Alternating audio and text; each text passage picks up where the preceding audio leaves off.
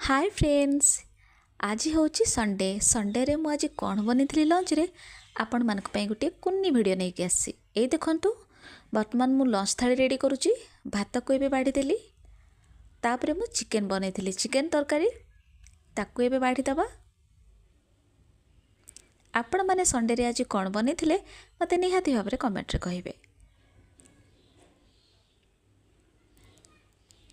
एबे चिकेन बढ़ा सरी गलानी।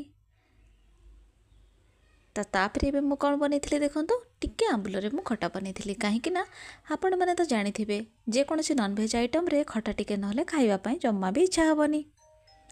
तापरे धनिया चटणी मु बाटिकी रखी तो ताकू टिके नहीं आसली।